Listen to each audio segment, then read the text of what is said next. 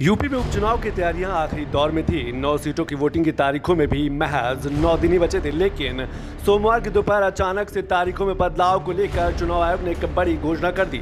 चुनाव आयोग के आदेश के बाद अब यूपी उपचुनाव में वोटिंग की तारीख बदल दी गई है, लेकिन नतीजों की तारीख में कोई बदलाव नहीं किया गया है।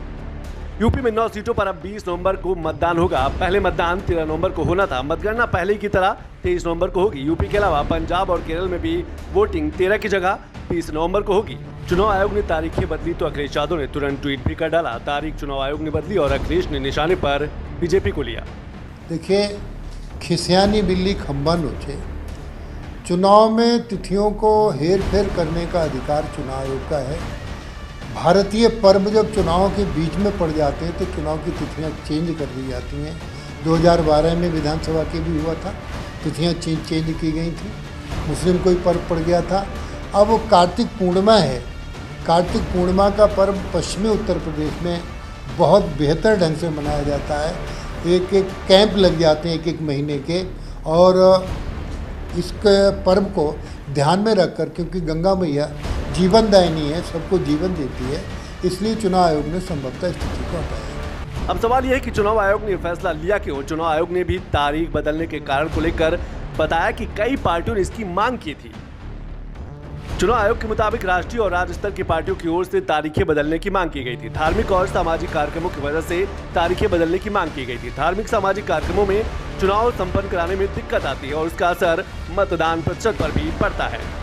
दरअसल 15 नवंबर को कार्तिक पूर्णिमा स्नान है और कार्तिक पूर्णिमा पर कई विधानसभा सीट क्षेत्र में बड़े मेलों का आयोजन होता है, जिसको लेकर वोटिंग प्रतिशत कम रहने और चुनाव आयोजनों में दिक्कतों का कारण बताया गया था। बीजेपी ने 18 नवंबर को तारीख बदलने के लिए चुनाव आयोग को चिट्ठी भी लिखी थी।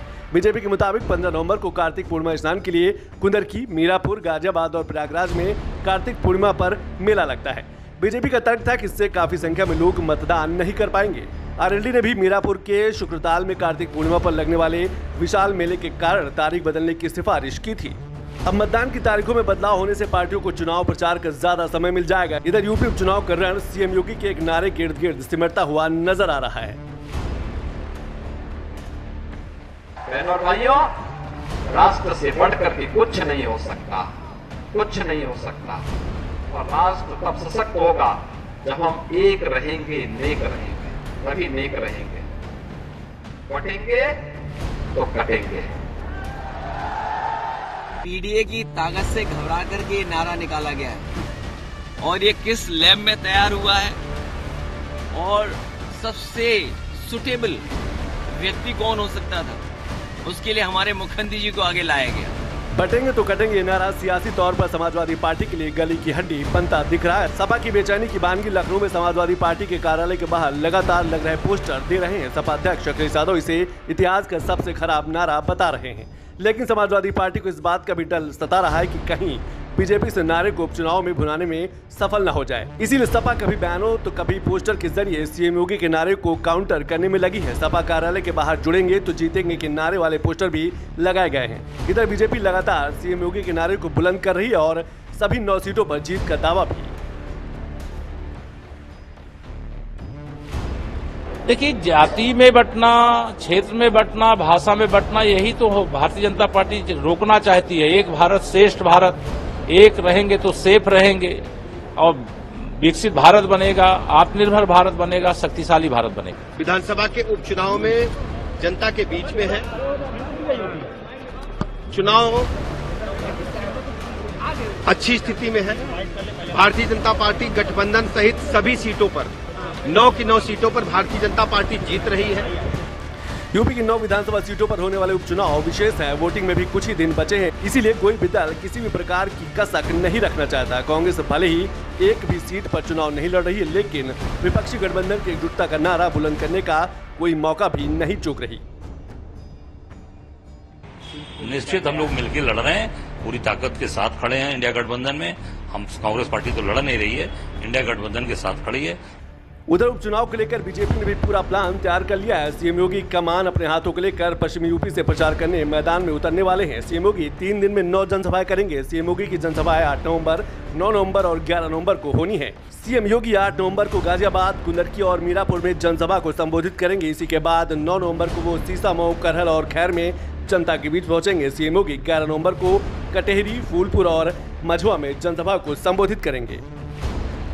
इसके अलावा बीजेपी ने सभी 9 सीटों के लिए प्रभारी मंत्रियों के नाम भी तय कर दिए हैं। प्रभारी मंत्रियों को अपने अपने प्रभार वाली सीटों पर प्रचार करने के निर्देश भी दे दिए गए हैं।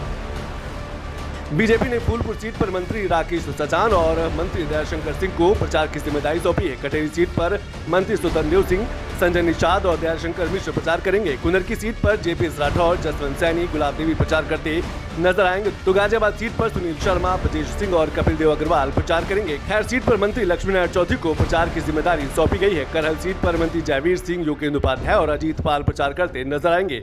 सीसामऊ सीट पर मंत्री सुरेश खन्ना, नितिन अग्रवाल वोट मांगेंगे और कानपुर की सीसामऊ सीट पर अल्पसंख्यक मोर्चा के पदाधिकारियों की भी तैनाती की गई है। मंझवा सीट पर मंत्री अनिल राजभर, आशीष पटेल, रविंद्र जायसवाल, रामकेश निषाद प्रचार करेंगे। मीरापुर सीट पर मंत्री अनिल कुमार, सोमेन तोमर, केपी मलिक बीजेपी के दावों को मजबूत करते नजर आएंगे। उपचुनाव को 2027 के विधानसभा चुनाव का लिटमस टेस्ट माना जा रहा है। ऐसे में 2027 के वादों इरादों की झलक उपचुनाव में भी दिखना तय है। पक्ष हो या विपक्ष, दोनों के दावे सभी सीटों पर जीत के हैं। अब देखना यह है कि 20 नवंबर को जनता किसके दावों पर मंजूरी की मुहर लगाती है।